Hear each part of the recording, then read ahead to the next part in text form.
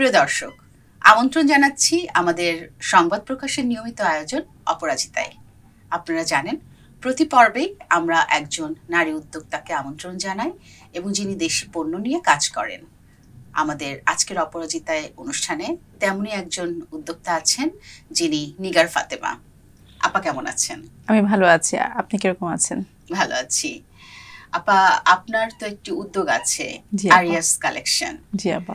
তো কিভাবে আপনি উদ্যোক্তা হয়ে উঠলেন, সেই গল্পটা কেমন? আমার যে গল্পটা সেটা হচ্ছে যে আমার কখনোই আসলে উদ্যোক্তা হবার প্ল্যান ছিল না। আমি একজন চাকরিজীবী হতে চেয়েছিলাম, কিন্তু বাংলাদেশের 10টা বা মানে যেটা হয় মেয়েদের ক্ষেত্রে, যে বাচ্চা বা সংসার যখন হয় তখন সে তার ক্যারিয়ারটা কন্টিনিউ করতে পারে না। এবং আমার ক্ষেত্রেও কিন্তু সেমটাই হয়েছে। যখন আমার বড় সন্তান পৃথিবীতে আসে, আমি আমার জবটা কন্টিনিউ করতে পারিনি।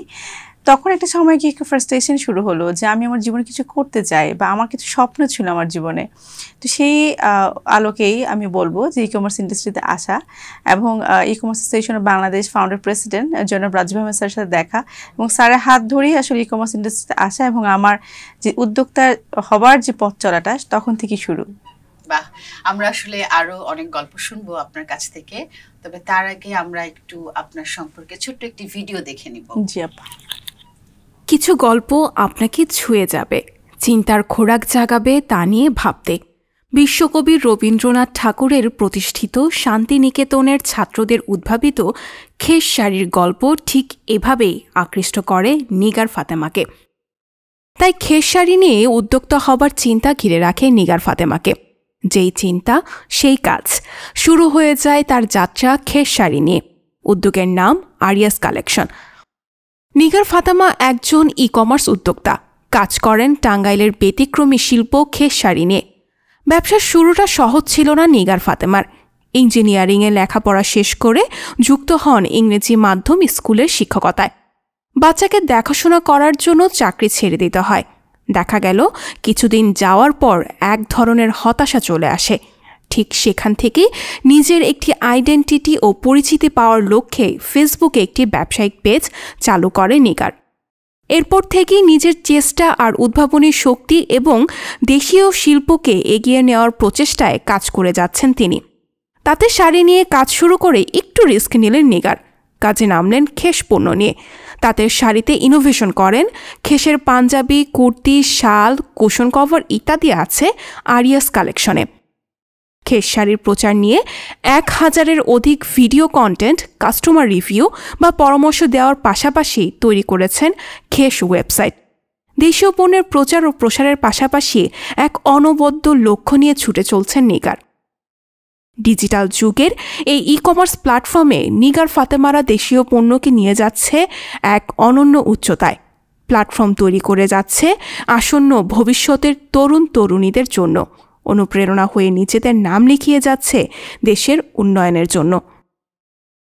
আপা, আপনার সম্পর্কে দেখলাম, জানলাম অনেক কিছু।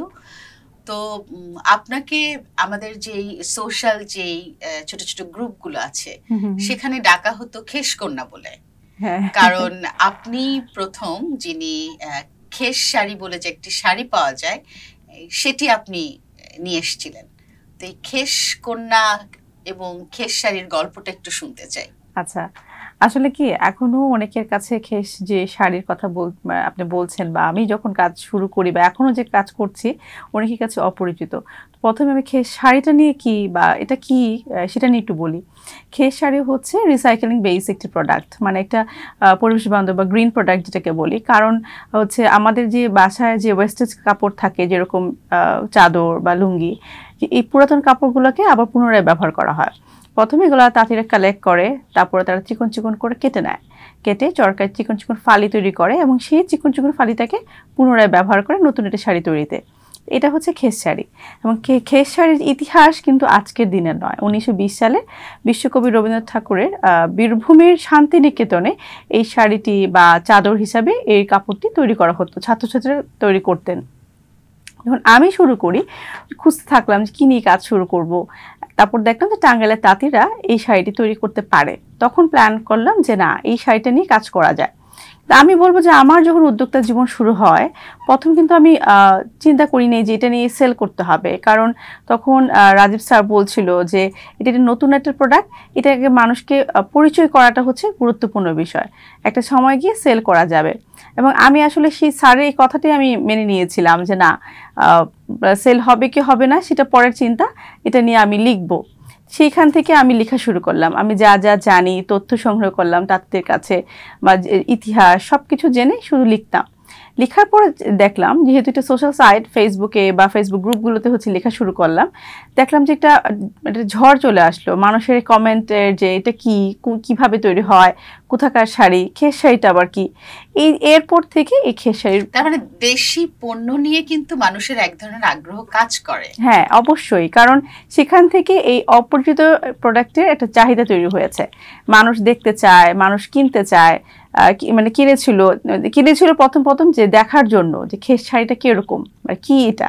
আপা আপনি যে শাড়িটা পরে আছেন এটা কি খেস শাড়ি? হ্যাঁ অবশ্যই, আমি যেখানেই যাই আমি খেস শাড়ি পরে আসি। আমি একটু ডিটেলসে করে দেখাই আপনাদেরকে। এই যে চিকন চিকন ফালি আপনারা দেখতে পাচ্ছেন, এবং দেখেন এটা মাল্টি কালারের। এই চিকন চিকন ফালিগুলো কিন্তু হচ্ছে পুরাতন কাপড়ের। এবং মাল্টি কালারগুলো কেন আমি বলি, যখন একত্রিত করা ফেলা হয় পুরাতন কাপড়গুলো, সেগুলোকে আসলে ফালি করার পরে কিন্তু কখনোই তাঁতিরা হচ্ছে সেটাকে আর মানে বাছাই করতে পারে না যে এই কালারটা যাবে। তো দেখেন এগুলো ওই যে চিকন চিকন যে ফালিগুলো আছে সেগুলো হচ্ছে খেসের যেই মূল যে ব্যাপারটা যে পুরাতন কাপড়ের, এবং এই জন্য হচ্ছে মাল্টি কালারের। আচ্ছা, সেটা কি তাঁতের হ্যান্ডলুম তাঁতে? হ্যাঁ হ্যাঁ একদমই হ্যান্ডলুম করা হয়। আচ্ছা, তার মানে আমি যদি বলি যে এটা ভীষণ পরিবেশ বান্ধব। হ্যাঁ একদমই একটা ইকো ফ্রেন্ডলি একটা প্রোডাক্ট, কারণ হচ্ছে একদমই হচ্ছে এটা হাতে তৈরি করছে তাঁতিরা।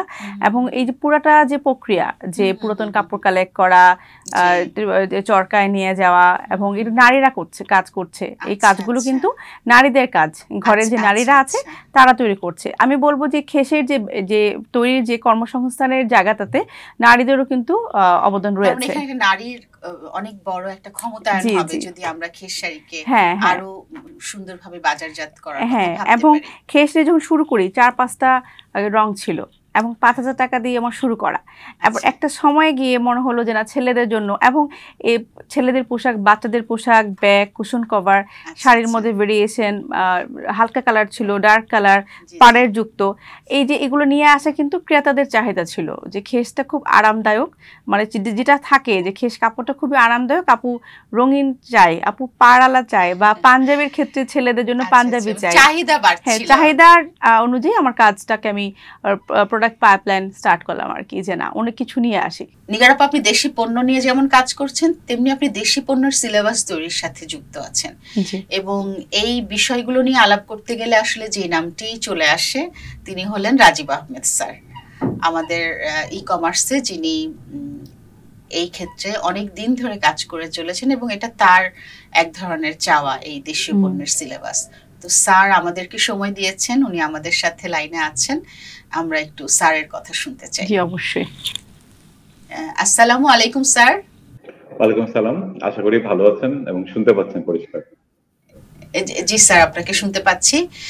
স্যার, আমাদের আসলে প্রশ্ন ছিল যে দেশি পণ্যের সিলেবাস, আমরা শুনছি যে একটা দেশীয় পণ্যের সিলেবাস নিগার আপা করছেন, এবং এই দেশীয় পণ্যের সিলেবাসটা আসলে কিভাবে এটা তৈরি হলো, বা এটার সূচনা কেন হলো, মানে এর কারণটা কি? আচ্ছা, ইক্যাবের আমি ফাউন্ডার প্রেসিডেন্ট ছিলাম, এবং 14 সালে আমরা ই কমার্স অ্যাসোসিয়েশন কয়েকজন মিলে উদ্যোগ নেই করার জন্য। তো তখন থেকে 2019-এর শেষ পর্যন্ত প্রায় 5 বছর ধরে আমরা দেখতে পেলাম যে ই কমার্সে আসলে ঘুরে ফিরে বিদেশি পণ্যেরই দাপট, মানে বিদেশি পণ্য বলতে চীনের গ্যাজেট, তারপর হচ্ছে আপনার এই ভারত পাকিস্তানের পোশাক বা ড্রেস, থাইল্যান্ডের bag, cosmetics, Korean herbal product ইত্যাদি। তো তখন এবং ইংল্যান্ড আমেরিকা থেকে অনেক প্রোডাক্ট আসে। তখন থেকেই মনে হতো যে আমাদের দেশি পণ্যকে যদি অনলাইনে তুলে আনা যায়, আমাদের সেই শাড়ি, মানে তাঁতের শাড়ি, তারপর হচ্ছে আপনার আমাদের গহনা, ব্যাগ ইত্যাদি।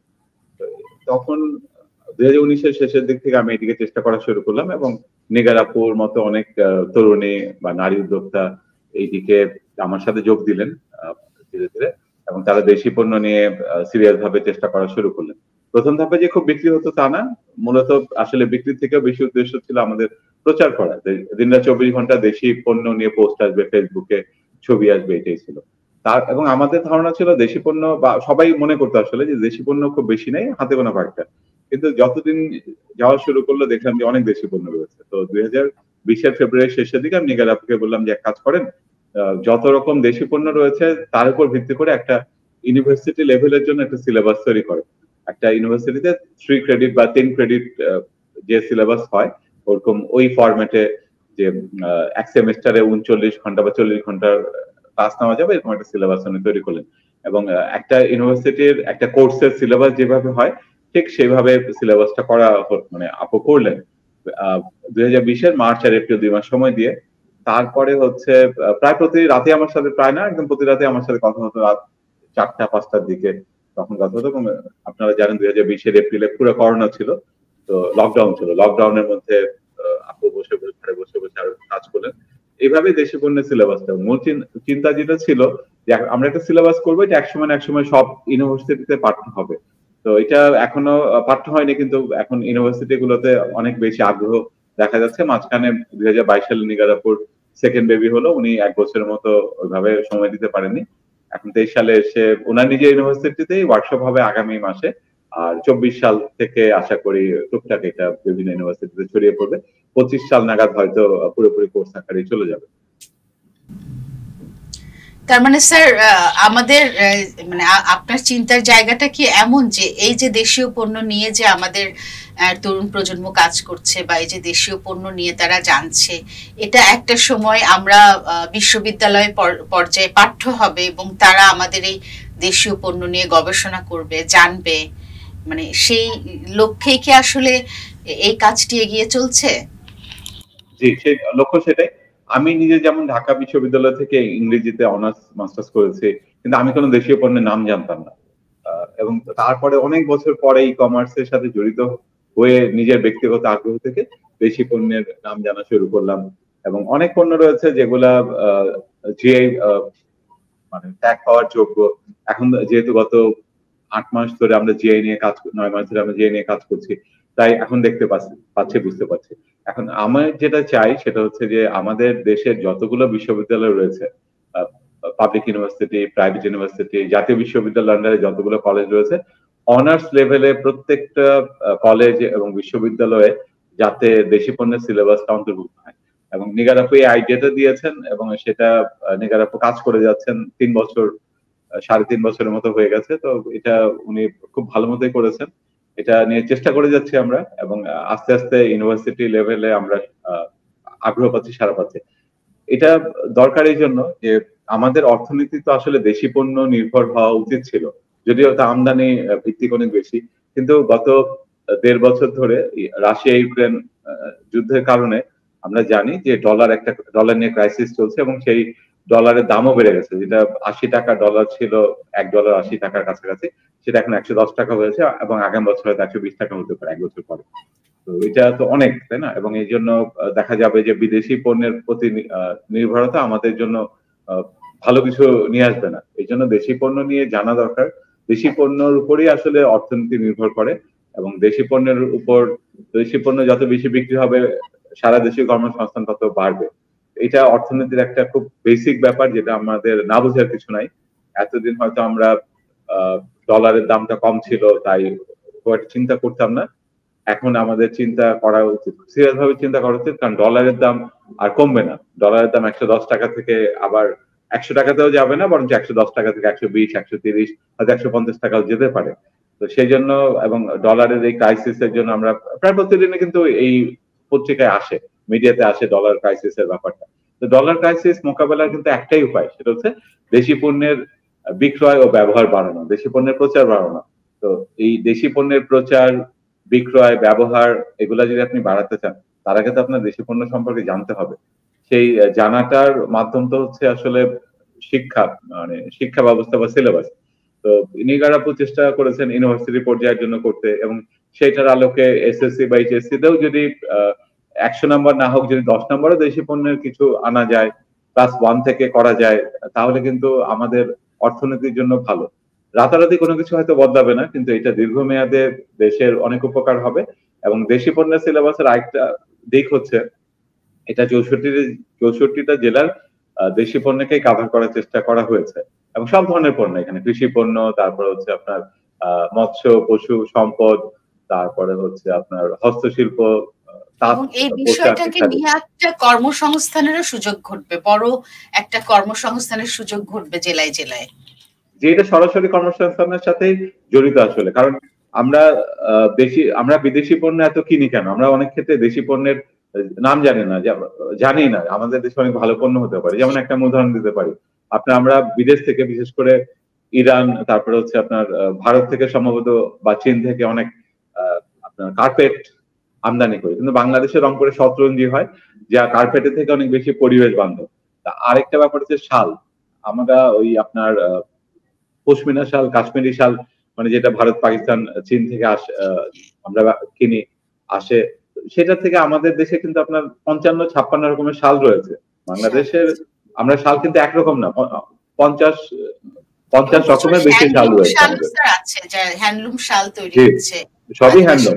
আমাদের আদিবাসীরাও করছে, আমরা টাঙ্গাইলে রয়েছে, বগুড়াতে রয়েছে, অনেক জেলাতে রয়েছে। তো আমরা জানতাম না যে আমাদের এত রকমের শাল হচ্ছে, এবং এটা নিগারাপুর দেশি পণ্যের সিলেবাসের কারণে আমাদের একটা মানে আগ্রহ তৈরি হয়েছে যে হ্যাঁ, ও আচ্ছা শাল রয়েছে, তাহলে আমরা একটু খুঁজে দেখি কত রকম শাল রয়েছে। মণিপুরি শাল খুব সুন্দর, নিগারাপুর খেস শাল, উনি খেসের আগে শাল ছিল না, নিগারাপুর খেস শাল যে ফিউশনটা উনি করেছেন, ভ্যারিয়েশনটা এনেছেন। এভাবে করে আমাদের অনেক রকমের শাল রয়েছে, চাঁপাইনবাবগঞ্জের নকশি শাল রয়েছে। এরকম করে আমাদের যে এখন এত রকম শাল রয়েছে, এবং ফেসবুকের কারণে আমরা প্রচার করছি, যেটা এর কারণে শালের বিক্রি অনেক বেড়েছে 2020 সাল থেকে শুরু করে, 20-এর শীতকাল থেকে শুরু করে। এইভাবে দেশি পণ্যের সিলেবাসের কারণে আপনার মানে সব একটি জেলার প্রোডাক্ট সব জেলার লোকে যখন জানবে, এবং এটা জানার সবচেয়ে সহজ উপায় হচ্ছে শিক্ষা ব্যবস্থা, সিলেবাস। যখন জানবে তখন কিন্তু চাহিদা তৈরি হবে, আগ্রহ তৈরি হবে। তখন ওই সিলেটের মৌলভীবাজারের মণিপুরি শাল তখন বাকি 63 জেলাতেও যাবে, চাঁপাইনবাবগঞ্জের নকশি শালও তখন বাকি 63টা জেলাতে যাবে। এই ব্যাপারগুলো আমরা যত বেশি আসলে চিন্তা করব তত বেশি ভালো হবে, এবং এটা খুব বেশি জটিল হওয়ার কথা না। আমাদের যারা ডিসিশন মেকার রয়েছে, যারা কর্তা ব্যক্তি, তারা যদি একটু নজর দেন তাহলে হবে। তারপর হচ্ছে ধরেন যারা বিসিএস পরীক্ষা দিয়ে জয়েন করছে মানে প্রশাসনে, তো তারা যদি সবাই এই দেশি পণ্যের সিলেবাসটা একদিনের জন্য পড়েন বা এটা সম্পর্কে জানেন, তাহলে কিন্তু তার যেই জেলাতেই পোস্টিং হোক না কেন, উনি কিন্তু সেই জেলা পণ্য সম্পর্কে আগে কিছু না কিছু তথ্য পেয়ে যাবেন, এবং তখন জেলা ভিত্তিক অর্থনীতির কথা আমরা চিনতে পারবো। দেশি পণ্যের সিলেবাসের অন্যতম উদ্দেশ্য হচ্ছে, আমাদের দেশে এখন আমরা জেলা ভিত্তিক অর্থনীতি নিয়ে চিন্তা করি না। তো জেলা ভিত্তিক অর্থনীতি নিয়ে আমাদের আসলে এগিয়ে আসতে হবে, চিন্তা করতে হবে।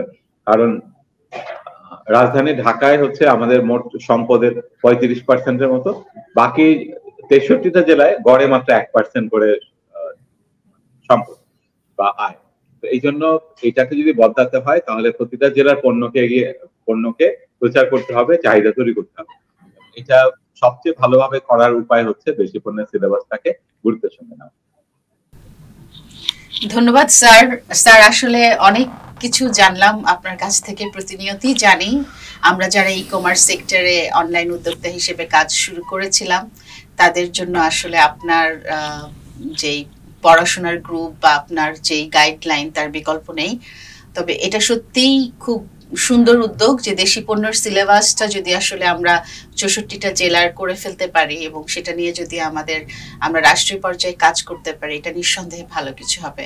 স্যার আপনাকে অসংখ্য। আরেকটা ব্যাপার হচ্ছে নিগারাপু তার এই সিলেবাসটা ইউনিভার্সিটি গুলোর জন্য অথবা সরকার যদি চায় বিভিন্ন মন্ত্রণালয়ের জন্য একদম বিনামূল্যে দিচ্ছেন। এটা এমন না যে কোনো ইউনিভার্সিটিতে এটার জন্য নিগারাপুকে কোনো টাকা দিতে হবে, বা কোনো মন্ত্রণালয় এটাকে নিতে চাইলে নিগারাপুকে একটা মানে কোনো টাকা বা কোনো শর্তর মধ্যে ওনারা পড়ে যাবেন, এরকম না। ওনারা একদম বিনামূল্যে কোনো রকম শর্ত ছাড়া এটাকে নিয়ে কাজ করতে পারেন।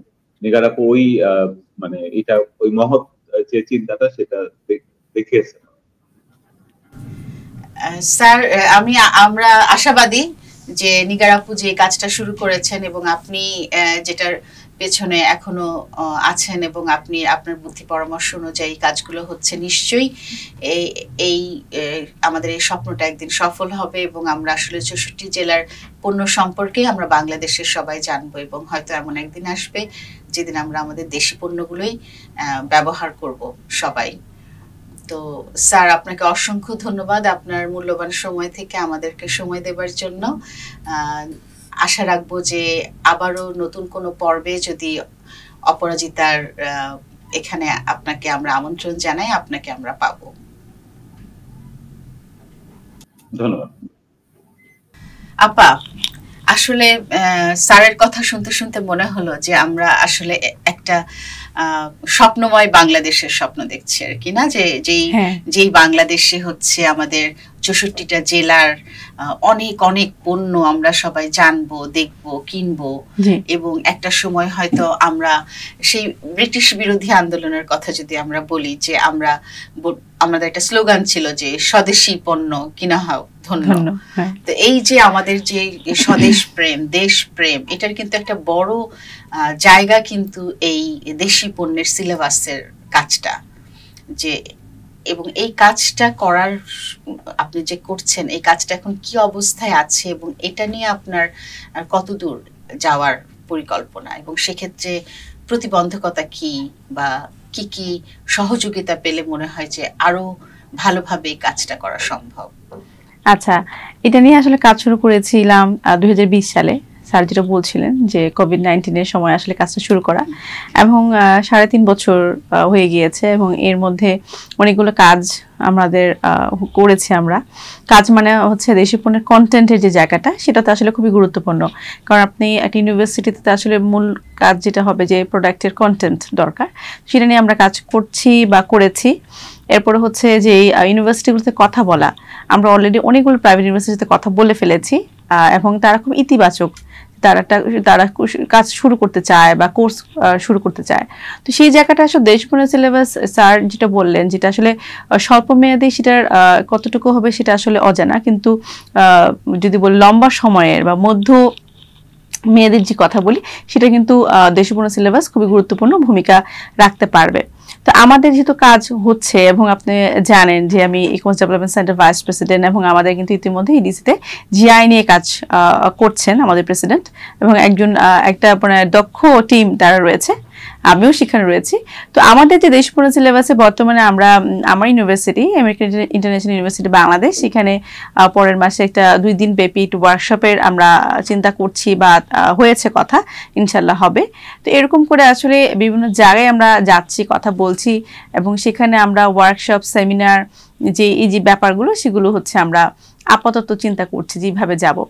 আর দেশি পণ্য সিলেবাসের যে লম্বা সময়ের যে ব্যাপারটা বলবো, যে আসলে অঞ্চলভিত্তিক যে পণ্যগুলো রয়েছে সেগুলো কিন্তু আমরা অনেকেই জানি না। ধরেন শেরপুরের যে তুলসীমালা চাল, এটা উদাহরণ দিয়ে বলছি, হয়তো শেরপুরের যারা রয়েছে তারাই শুধু জানে, বাকি যে 63টা যে জেলা রয়েছে তারা কিন্তু জানে না। বা যশোরের চুই ঝাল, হ্যাঁ চুই ঝাল, সেটা কিন্তু সেই অঞ্চলের মানুষরাই জানে এবং বাকিরা কিন্তু জানে না।